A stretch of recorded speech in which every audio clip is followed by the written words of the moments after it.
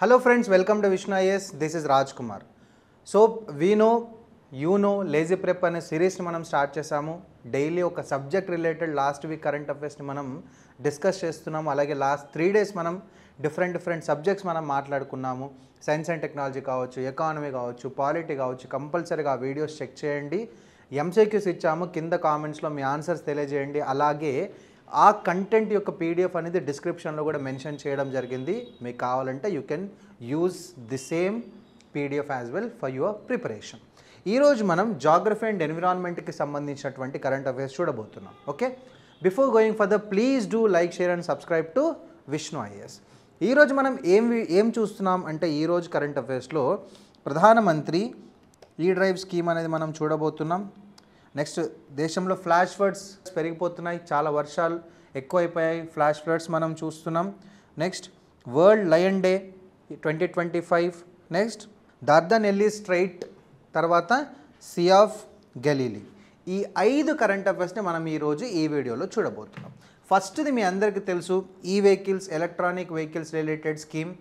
ఈ వెహికల్స్ అనేది మనం ఎక్కువ ప్రమోట్ చేయాలి. బికాజ్ పెట్రోల్, డీజిల్ అంటే ఈ ఉత్పత్తులన్నీ మనం వేరే కంట్రీస్ నుంచి మనం ఎక్కువగా ఇంపోర్ట్ చేసుకుంటున్నాం. కాబట్టి మనం ఆ ఇంపోర్ట్ని తగ్గించుకోవాలని అంటే we have to promote more with respect to this ఈ vehicles. And at the same time మనం ఈ పెట్రోల్, డీజిల్ వెహికల్ వల్ల ఏంటంటే ఎక్కువ కాలుష్యం జరిగే ప్రమాదం ఉంటుంది. ఎన్విరాన్మెంట్కి చాలా అడ్వర్స్ ఎఫెక్ట్స్ ఉంటాయి, నెగటివ్ ఎఫెక్ట్స్ పడుతున్నాయి ఎన్విరాన్మెంట్ మీద. ఎందుకంటే ప్రతి ఒక్కరు ఇప్పుడు వెహికల్స్ వాడుతున్నారు. Now maybe we can shift to electronic vehicles. So that ఏంటంటే ఈ గ్లోబల్ వార్మింగ్ కానీ ఎన్విరాన్మెంట్ యొక్క సస్టైనబిలిటీ అనేది మనం చేయగలుగుతాం. సో దీంట్లో ఈ పర్టికులర్ ప్రధానమంత్రి electric drive revolution in innovative vehicle enhancement, ఈ స్కీమ్ అనేది 2024లో యూనియన్ క్యాబినెట్ అప్రూవ్ చేయడం జరిగింది. 2024 అక్టోబర్ 1 నుంచి ఇది ఎఫెక్టివ్ అవ్వడం అనేది జరిగింది. 1 అక్టోబర్ 2024. ఏ మినిస్ట్రీ కింద వస్తుంది సార్ అని అంటే, ఇది మినిస్ట్రీ ఆఫ్ హెవీ ఇండస్ట్రీస్ కింద వస్తుంది.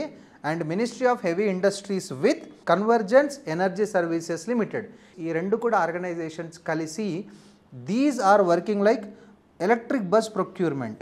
అంటే ఈ కన్వర్జెన్స్ ఎనర్జీ సర్వీసెస్ లిమిట్ అనేది ఒక ఎలక్ట్రిక్ బస్ ప్రొక్యూర్మెంట్కి ఒక అగ్రిగేటర్ లాగా పనిచేస్తుంది. And it works with ministry of heavy industries.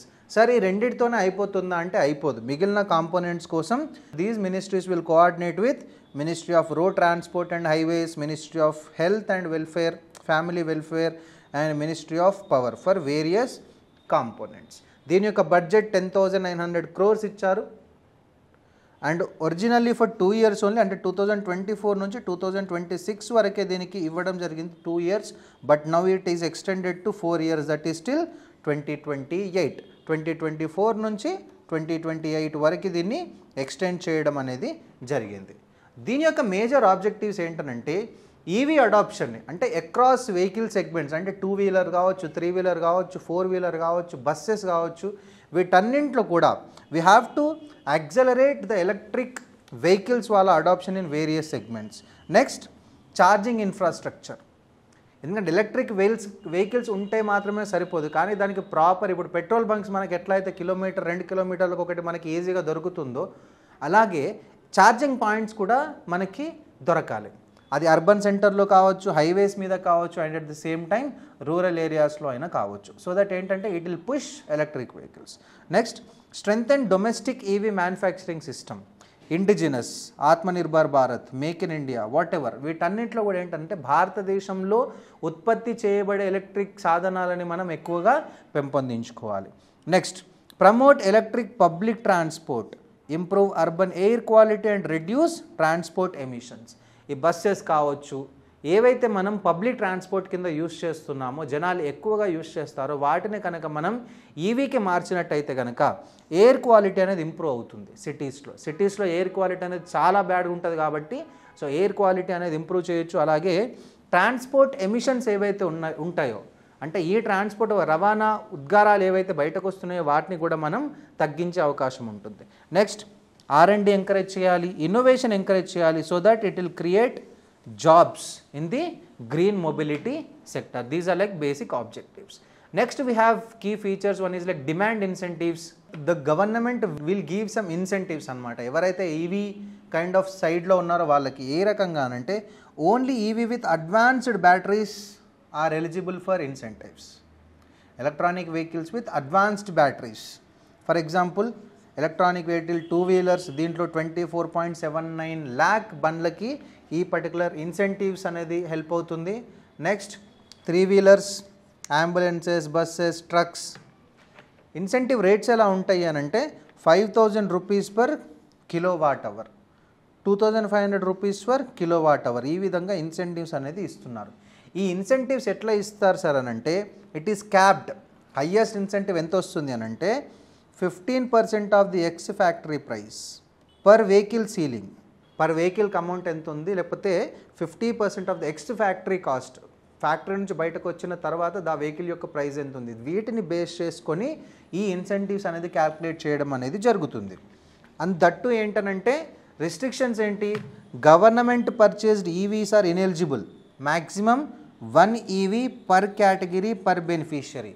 Government ఇప్పుడు పబ్లిక్ సెక్టార్లో బస్సెస్ కొంటుంది గవర్నమెంట్, వాటికి ఎలిజిబుల్ లేదు. ఇండివిజువల్ సెక్టార్లో కన్జ్యూమర్స్, మనలాంటి కన్జ్యూమర్స్ కొంటే మనకి మాత్రమే, అంటే కొంచెం సబ్సిడీ లాగా హెల్ప్ అవుతుందన్నమాట. అది కూడా ఏంటనంటే ఒక 2 వీలర్లో ఒక బెనిఫిషియరీకి ఒక్కదానికి మాత్రమే ఇస్తారు. Getting my point. అట్లా క్యాపిటల్ అసెట్స్ గ్రాంట్స్ 4,300-900 crore రూపీస్తో 14,000 electronic buses in 9 big cities, more than 40 lakh population. 500 crores తో ఈ అంబులెన్సెస్, 500 crores తో ఈ trucks. Registered vehicle scrapping facility system is mandatory. అంటే ఏంటి అని అంటే government is trying to develop these particular sector. ఈ అంబులెన్సెస్ ఇవ్వడము, ఈ ట్రక్స్ ఇవ్వడము, ఈ బస్సెస్ ప్రొవైడ్ చేయడము, తద్వారా ఏంటనంటే పబ్లిక్ ట్రాన్స్పోర్టే కాకుండా ఇతరత్ర థింగ్స్, హెల్త్ అంబులెన్స్ ఇవ్వడం అంటే హెల్త్ సెక్టార్లో కూడా వీఆర్ ప్రమోటింగ్ ఈవీస్ అన్నమాట. నెక్స్ట్ ఛార్జింగ్ ఇన్ఫ్రాస్ట్రక్చర్ 2,000 crore రూపీస్తో ఛార్జింగ్ ఇన్ఫ్రాస్ట్రక్చర్ని డెవలప్ చేయడానికి బడ్జెట్ కేటాయించడం జరిగింది. ఫాస్ట్ ఛార్జర్సు అంటే 4 వీలర్స్కి, బస్సెస్కి, 2 వీలర్స్కి, 3 వీలర్స్కి ఇన్ని ఛార్జింగ్ స్టేషన్స్ మనం డెవలప్ చేయబోతున్నాం. And at the same time 7,080 crore రూపీస్తో to modernize ministry of heavy industries testing facilities with emerging mobility technologies. ఏవైతే కొత్తగా మొబిలిటీ టెక్నాలజీస్ ఏవైతే వస్తున్నాయో వాటిని బేస్ చేసుకొని we are coming up with this testing agency upgradation systems. So these are like different features of this particular scheme. And the significance మనందరికీ తెలిసిందే, it boost EV adoption. Electronic vehicle adoption అనేది పెరగాలి, government నుంచి individual consumer వరకు. Cuts, carbon emissions cut చేస్తామా, because we have a target net zero by 2070. 2070 వరకు carbon emission అనేది జీరోకి వెళ్ళిపోవాలి. Next promotes domestic manufacturing, make in India, Atmanirbhar Bharat. Encourages innovation in the battery technology, charging infrastructure, research and development, job creation, energy security and urban health benefits. వీటన్నింటికి కూడా మనకి ఈ EV sector ద్వారా help అవ్వడం అనేది జరుగుతుంది. Okay, hope you got the point. దాని కింద ఏంటంటే మనం ఒక మోడల్ ఆన్సర్ ఇవ్వడం జరిగింది, question and answer. So try to answer this will help you with respect your mains. Maybe మీరు యూపీఎస్సీకి ప్రిపేర్ అవుతున్నా, లేకపోతే గ్రూప్ 1కి ప్రిపేర్ అవుతున్నా కూడా ఇది మీకు చాలా హెల్ప్ చేస్తుంది. Next one is flash floods. Flash floods అంటే ఏంటనంటే సడన్ ఫ్లడ్స్ అన్నమాట. ఒక్కసారిగా వరదలు రావడం, హఠాత్తుగా వరదలు వచ్చే పరిణామం అన్నమాట. Within 6 hours of intense rainfall or sudden water release. 6 గంటల్లో హెవీగా వాటర్ రావడం వల్ల తద్వారా వచ్చేటువంటి ఈ ఉధృతమైన వరదలు ఏవైతే ఉన్నాయో వాటిని మనం ఫ్లాష్ ఫ్లడ్స్ అంటాం. విపరీతమైన వాన పడడం వల్ల మాత్రమే ఇట్లాంటి ఫ్లడ్స్ వచ్చే అవకాశం అయితే ఉంటుంది. Getting my point? ఓకే, ఎందుకు దీని గురించి మాట్లాడుతున్నామంటే రీసెంట్గా మీరు చూస్తే నార్దర్న్ స్టేట్స్లో కావచ్చు, చాలా చోట్ల ఈవెన్ పాకిస్తాన్లో కూడా క్లౌడ్ బస్ట్ అవ్వడము, ఫ్లాష్ ఫ్లడ్స్ రావడం అనేది జరుగుతుంది. తద్వారా భారతదేశంలో ఏంటంటే ఆన్ అండ్ యావరేజ్గా ఎవ్రీ ఇయర్ 5,000 మరణాలు జరుగుతున్నాయి బికాజ్ ఆఫ్ ఫ్లాష్ ఫ్లడ్స్. అందుకే మనం దీని గురించి మాట్లాడుకోవాలి. Because it is high velocity, short duration, అతి తక్కువ సమయంలో, అతి ఉధృతంగా, little or no warning, warning ఇచ్చే సమయం కూడా లేకుండా లిటిల్ ఆర్ నో వార్నింగ్ టైంలోనే మనకి ఫ్లాష్ ఫ్లడ్స్ అనేది రావడం అనేది జరుగుతుందన్నమాట. Because of intense rainfalls, glacial lake outburst floods మనం ఆల్రెడీ ఈ వీడియో చేసాము, మీరు ప్రీవియస్ వీడియోలో చెక్ చేసుకుంటే you can get this glacial lake outburst floods గురించి మనం ఆల్రెడీ డిస్కస్ చేసాము. Next dam breach, landslides రావడము, ఐస్ లేకపోతే డెబ్రిస్ జామ్స్ అవ్వడము, అర్బనైజేషన్. బికాజ్ అర్బనైజేషన్ ఏంటంటే మనం రోడ్డు మీద రోడ్ వేస్తూనే ఉంటాం, అంటే లోపలికి నీరు ఇంకిపోయే అవకాశం కూడా లేదు అర్బన్ ఏరియాస్లో. సో వచ్చినాయంటే నీరు పారడమే తప్ప ఇంకే అవకాశం అనేది లేదు. అది కూడా ఒక కారణం అన్నమాట. రీసెంట్గా ఐఐటి గాంధీనగర్ ఒక స్టడీ చేసింది న్యాచురల్ హజార్డ్స్ మీద. ఏంటంటే అది they have came up with some hotspots for flash floods. అవి ఏంటనంటే హిమాలయాస్. ఎందుకు సార్ హిమాలయాస్ అంటే టెర్రైన్ అంతా కూడా ఇట్లా స్టీప్గా ఉండడం వల్ల వాటర్ అంతా ఎక్కువగా వచ్చే అవకాశం ఉంటుంది. Western coast, next central India. So these 3 are like hotspot for this flash floods. 75% of the floods are happening because of the heavy rainfall and soil saturation. వర్షం పడుతుంది ఓకే, కానీ ఇంకడానికి భూమి లేదు, మట్టి లేదు, రోడ్డు మీద రోడ్డు, కాబట్టి దీనివల్ల 75% ఫ్లడ్స్ అనేవి దీనివల్లే జరుగుతున్నాయి. Only 25 floods happened because of the rainfall alone. అంటే ఫ్లడ్స్ అనేవి కేవలం వర్షం వల్లనే వస్తున్నాయంటే కాదు. Getting my point. Just 23% of the extreme rainfall events triggered floods in 6 hours. Prolonged wet spells are more dangerous. 6 గంటల్లో ఎక్కువ ఫ్లాష్ ఫ్లడ్స్ వచ్చే అవకాశం ఉంది, ఉధృతంగా వరదలు వచ్చే అవకాశం ఉందని మనం చెప్పుకుంటున్నాం. కానీ ఆ వాటర్ అనేది ఎక్కడికి వెళ్తున్నాయి, ఎంతసేపు అక్కడ మాత్రమే ఆ వాటర్ నిల్వ ఉంటున్నాయి, ఆ వరదలు చివరికి ఎక్కడికి చేరుకుంటున్నాయి అంటే prolonged wet spells are more dangerous. వర్షం పడడం కాదు ఇక్కడ మొత్తం, ఆ వరద బయటకు పోవడము, బయటకు పంపించేయడం అనేది కూడా ఇక్కడ ఇంపార్టెంట్ అనమాట. Next regional differences, like Himalayas అంటే స్టీప్ రిలీఫ్స్ ఉంటాయి. వెస్టర్న్ కోస్ట్ వచ్చేసరికి ఏంటంటే faster response due to soiler terrain. West coast లేకపోతే సెంట్రల్ ఇండియాలో ఏంటంటే అక్కడ ఉన్నటువంటి సాయిల్ లేకపోతే అక్కడ ఉన్నటువంటి టెరైన్ వల్ల మనకి ఫ్లాష్ ఫ్లడ్స్ ఎక్కువ వస్తున్నాయి. నెక్స్ట్ గంగా బేసిన్ చూసుకుంటే ఏంటంటే southern Himalaya stretch more prone than central region. So the hotspots అనమాట, hotspots for more flash floods. Climate change effect కూడా ఉంది.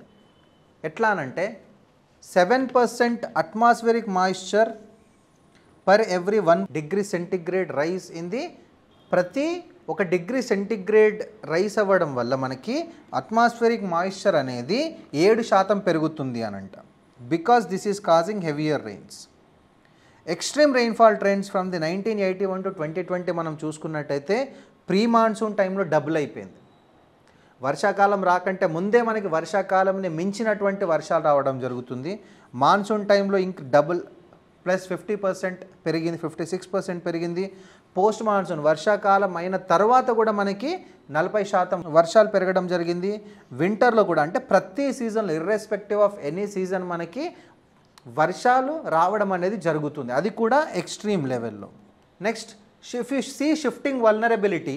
51% of non prone basins now show rainfall increase. అంటే వర్ష ప్రభావిత ప్రాంతాలు కానటువంటి ఏరియాస్లో కూడా వర్షాలు పడుతున్నాయంట. 51% పెరిగాయి. అట్లా ఆ ఏరియాలో వర్షాలు పడే అవకాశం లేదు, ఒకవేళ వర్షాలు పడ్డా కూడా ఫ్లడ్స్ వచ్చే అవకాశం లేదు, అట్లాంటి ఏరియాస్లో కూడా వర్షాలు పడుతున్నాయి. నెక్స్ట్ స్ట్రీమ్ ఫ్లో అనేది 66.5% షో అవుతుంది, అది ఇంక్రీజ్ అంతా అయింది. స్ట్రీమ్ ఫ్లో అంటే వరదలు ఫ్లో అయ్యే రకాలు ఏవైతే ఉన్నాయో అవి.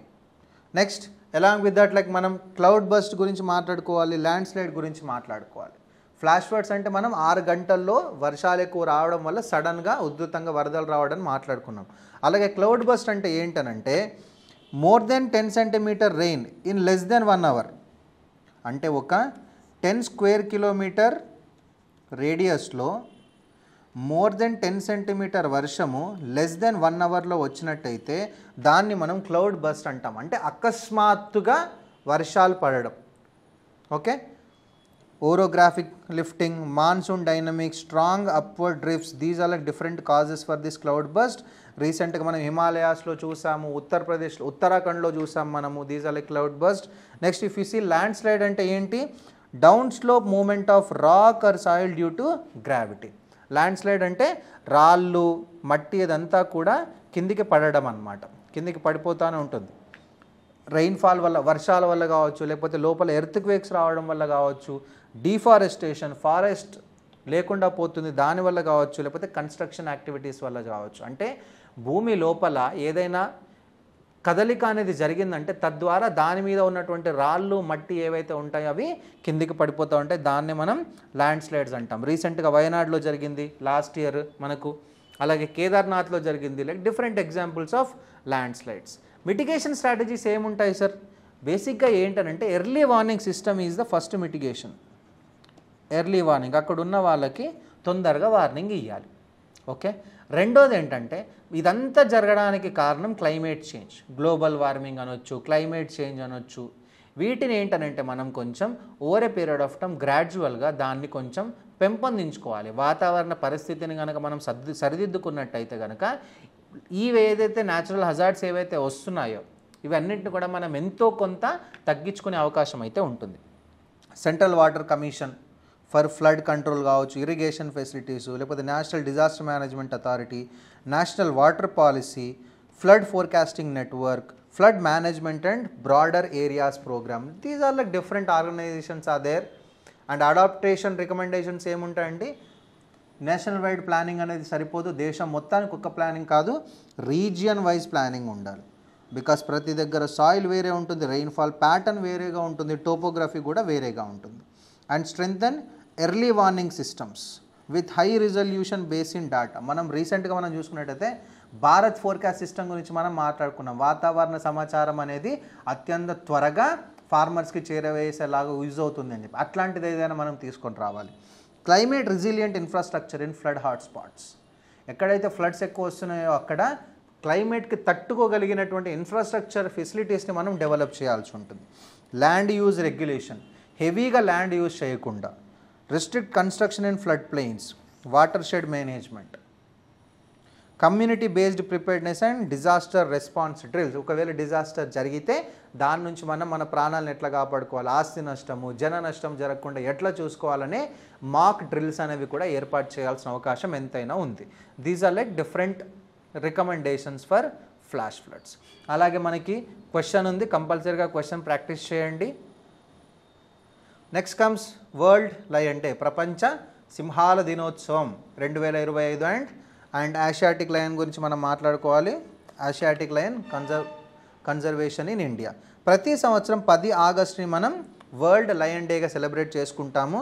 2013లో దీన్ని స్టార్ట్ చేయడం జరిగింది బై డెరెక్ అండ్ బీవర్లీ జౌబర్ట్ అనే ఇద్దరు ప్రోత్సాహం మేరకు 2013 నుంచి మనం ప్రతి సంవత్సరం ఆగస్టు 10ని వరల్డ్ లయన్ డేగా సెలబ్రేట్ చేసుకుంటున్నాం. Because just to create that awareness on lion threads and conservation.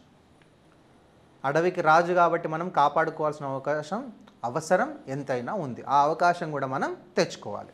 Next Asiatic lion, దీని యొక్క సైంటిఫిక్ నేమ్ ప్యాంథెరా లియో పర్సికా. జనరల్గా ఏంటనంటే మన ఆసియాటిక్ లయన్, ఆఫ్రికాలో కూడా చాలా లయన్స్ ఉన్నాయి. ఆసియాటిక్ లయన్ ఏంటనంటే it is very much distinct from African Lions. Genetically smaller in size, shorter hair ఉండడం జరుగుతుంది. ఎక్స్క్లూజివ్ రేంజ్ ఏంటంటే మనకి గుజరాత్లోనే దొరుకుతుంది. గుజరాత్లోని గిర్ నేషనల్ పార్క్లో మనం ఎక్కువగా చూస్తాం ఏషియాటిక్ లయన్ని. దీని యొక్క స్టేటస్ ఏంటంటే వల్నరబుల్ ఇప్పుడు, సో కన్జర్వ్ చేసుకోవాల్సిన అవకాశం ఎంతైనా ఉంది. అలాగే ఎండేంజర్డ్ స్పీసీస్ అపెండిక్స్ 1లో ఉంది సైట్స్లో.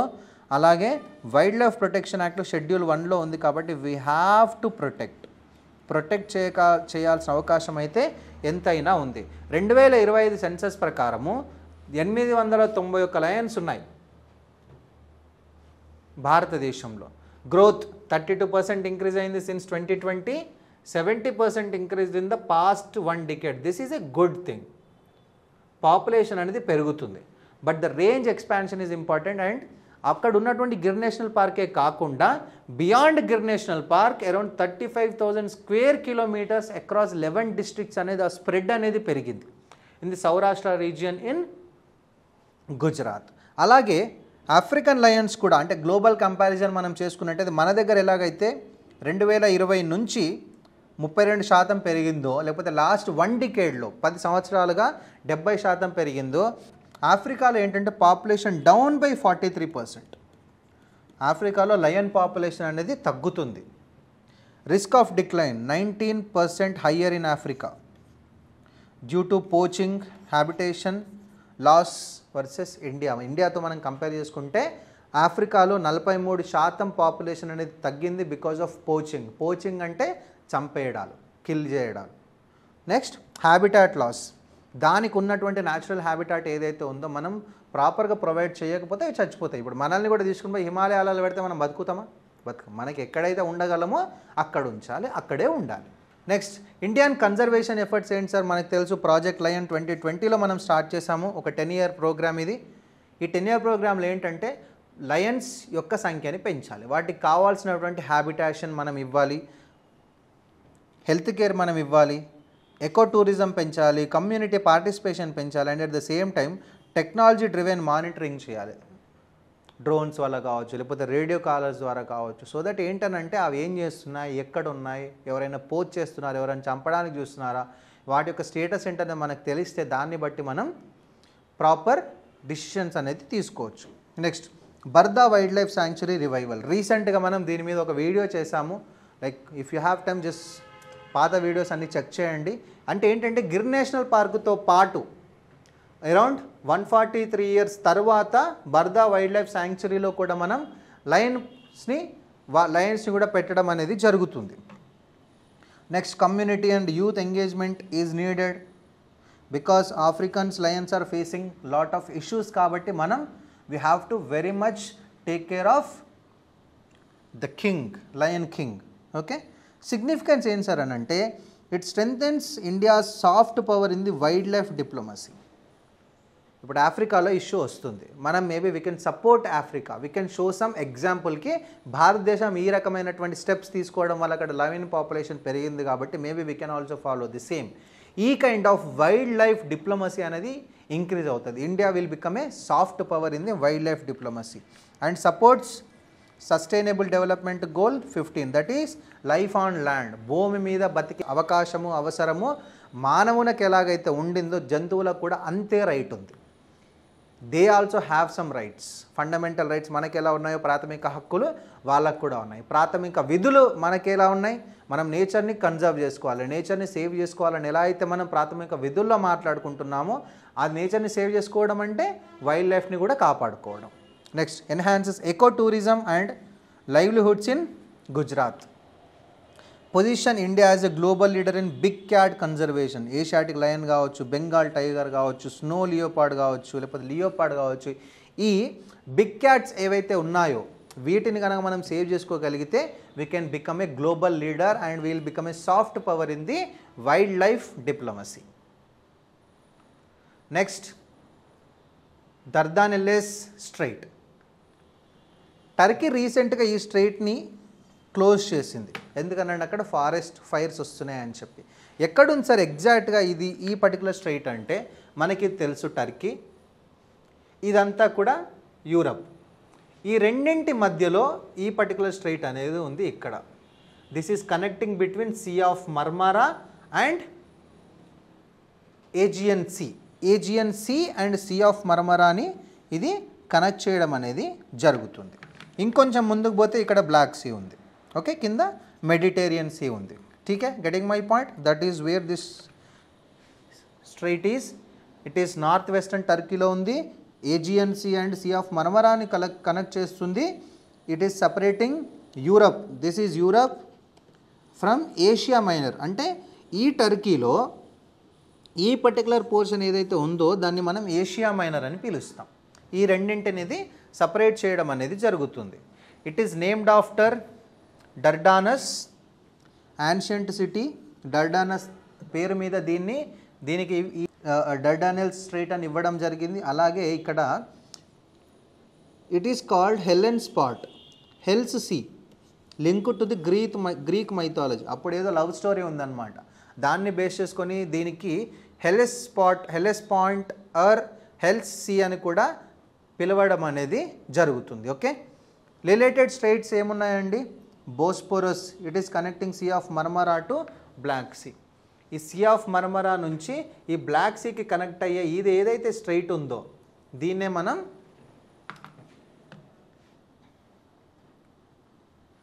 మనం బోస్పోరస్ స్ట్రైట్ అని పిలుస్తాం. ఈ రెండు కూడా అంటే డార్డనెల్స్ అండ్ బోస్పోరస్ ఈ రెండింటిని కలిపి మనం టర్కిష్ స్ట్రైట్స్ అని పిలుస్తాం. Because it is only sealing for Black Sea nations to Mediterranean and beyond. Black Sea nations ఏవైతే ఉంటాయో, ఈ పైన ఉన్నటువంటి యూరప్ లేకపోతే ఈ పక్కన ఉన్నటువంటి ఈ కంట్రీస్ ఏవైతే ఉన్నాయో ఇవి మిగిలిన వాళ్ళతో కనెక్ట్ చేయాలంటే this is the only thing that they have. ఈ పర్టికులర్ అంటే టర్కీ స్ట్రైట్సే important. What is Dardanelles strait and Bosporus Strait. These are like very very important. That is why this particular strait is very important. Okay, this is because of its importance in the internal navigation, geopolitical significance, because it is become a checkpoint for Russia, Ukraine, Black Sea states, critical for energy shipments, naval strategy and NATO security. This is very very important.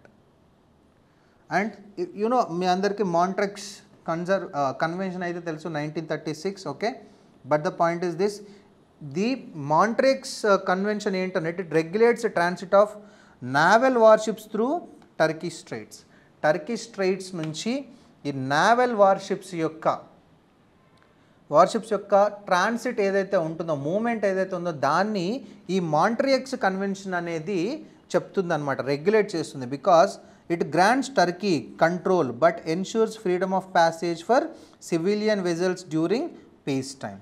Gained renewed attention during Russia-Ukraine war 2020. ఇంకా జరుగుతానే ఉంది. అంటే war టైంలో war ships పోవడానికి ఇక్కడ అర్హత లేదు. ఈ Turkey have that control not to give that free moment to the war ships. కాకపోతే సివిలియన్ షిప్స్ ఏవైతే ఉన్నాయనుకోండి వాటిని మాత్రం కంపల్సరీగా పంపించాల్సిన అవకాశం అనేది అప్రూవల్ అయితే దొరుకుతుంది. Getting my point? Okay. Next, sea of Galilee. ఈ సీ ఆఫ్ గెలీలీ ఎక్కడుంది? ఇజ్రాయెల్లో ఉంది. సీ ఆఫ్ గెలీలీ ఇజ్రాయెల్లో ఉంది. ఎందుకంటే ఇక్కడ రీసెంట్గా ఒక ఆల్గే వచ్చింది అనమాట. తద్వారా ఏంటంటే ఇక్కడున్న వాటర్ మొత్తం రెడ్గా అయిపోయాయి. ఏం ఆల్గే సార్ అని అంటే అది బోట్రియోకోకస్ బ్రౌనీ ఆల్గే. బోట్రియోకోకస్ బ్రౌనీ ఆల్గే అని ఒక ఆల్గే రావడం వల్ల అక్కడ ఉన్నటువంటి వాటర్ అన్ని రెడ్గా మారాయి. సో తద్వారా ఏంటనంటే it is raising concerns over this water quality and ecosystem health. ఎక్కడుంది చూడండి, sea of Galilee, north eastern Israel in Jordan rift వ్యాలీలో ఉంది. జోర్డన్ రివర్ ఇక్కడ ఉంది మనకి. ఇది జోర్డన్ రిఫ్ట్ వ్యాలీలో మనకి ఈ పర్టికులర్ సీ ఆఫ్ గెలీలీ అనేది ఉండడం జరుగుతుంది. This is the fresh water lake. ఇదొక మంచి నీటి సరస్సు. And at the same time it is lowest fresh water lake on the earth. Lowest fresh, ప్రపంచంలోనే లోయెస్ట్. అదే కాకుండా second lowest lake overall after dead sea. Dead sea తర్వాత second lowest. Dead sea కనుక ఇప్పుడు డెడ్ సీని పక్కన పెట్టేసినామంటే this is the lowest fresh lake because it is getting water from Jordan river. ఈ జోర్డాన్ రివర్ నుంచి వాటర్ అంతా కూడా గెలీలియోకి వెళ్తుంది. Historical there are like different names for this particular sea of Galilee. Importance ఏంటంటే it is religious significance because it is central to the Christianity. మనందరికీ తెలుసు Israel and Palestine రెండు కూడా కొట్లాడుతున్నాయి. And at the same time మనకి Christianity అనేది ఇక్కడ నుంచే రావడం జరిగింది. కాబట్టి this is very very important for the Christianity. ఎందుకనంటే this is site of Jesus ministry. Like for example sermon of the mount లేకపోతే వాకింగ్ ఆన్ వాటర్ ఇట్లాంటివి ఏవైతే ఉన్నాయో అలాగే ఇది కూడా ఒక జీసస్ మినిస్ట్రీ యొక్క సైట్ అన్నమాట. ఎకనామిక్ రోల్ ఏంటనంటే it is providing major source for drinking water, irrigation and fisheries. Geopolitical significance మనం చూసుకున్నట్టయితే this is having that water sharing వాళ్ళ disputes between Israel, Jordan and Syria. ఈ మూడు కూడా వాటర్ షేరింగ్ డిస్ప్యూట్స్లో ఉన్నాయి because of this particular sea of Galilee వల్ల. Okay. And what is this Botryococcus braunii? ఇది ఒక single celled green algae. Single cell కలిగినటువంటి ఒకే ఒక కణం కలిగినటువంటి ఒక గ్రీన్ ఆల్గే అన్నమాట. ఫ్రెష్ వాటర్ అండ్ బ్రాకిష్ లేక్స్లోనే మనకి ఎక్కువ దొరుకుతుంది. ఇదేంటంటే it produces large amounts of hydrocarbons produce చేస్తుంది. It forms biofilms made of polysaccharides and biopolymers for structural support and protection. అంటే ఇది ఏం చేస్తుంది అని అంటే లార్జ్ అమౌంట్స్ ఆఫ్ బయోకార్బన్స్ ఇవ్వడం వల్ల ఏంటంటే ఈ బయోకార్బన్స్ ఏవైతే ఉన్నాయో ఇవి పొటెన్షియల్ బయోఫ్యూయల్ సోర్సెస్ అనమాట ఇవి. Getting? And impact of boom, ఇవి ఎక్కువగా ఈ ఆల్గే ఎక్కువ రావడం వల్ల ఏమవుతుంది అని అంటే వాటర్ యొక్క కలర్ చేంజ్ అవుతుంది, ఐదర్ రెడ్డిష్ కలర్కి లేకపోతే గ్రీన్ కలర్కి మారుతుంది. ఆక్సిజన్ లెవెల్స్ తగ్గుతాయి వాటర్లో, సో దట్ ఆక్వాటిక్ లైఫ్కి ఇబ్బంది అవుతుంది. And at the same time డ్రింకింగ్కి లేకపోతే ఇరిగేషన్ ఫెసిలిటీస్కి ఈ వాటర్ యూజ్ చేయొచ్చో చెయ్యలేదు. సో వాటర్ యూజ్ చేయడానికి అంటే తద్వాత ఇప్పుడు ఆక్వాటిక్ లైఫ్ ఎట్లాగో ఇబ్బంది పడుతుంది. And at the same time drinking వాటర్కి మనం ఇరిగేషన్కి ఈ particular sea of Galilee water వాళ్ళు యూజ్ చేస్తున్నారు కాబట్టి యూజ్ చేయడానికి పనికిరాదు వాటర్ అనేది. That is what this Botryococcus brownie.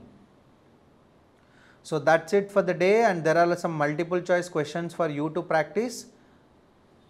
Okay, please do practice these questions. Comments compulsory ga comment cheyandi answers, and at the same time last SNT yokka multiple choice questions yokka answers anevi meeku ikkada ivvadam jarigindi, so you can get this PDF from the description. Okay, so don't forget to like, share and subscribe to Vishnu IAS. All the best, happy learning and Jai Hind. Thank you.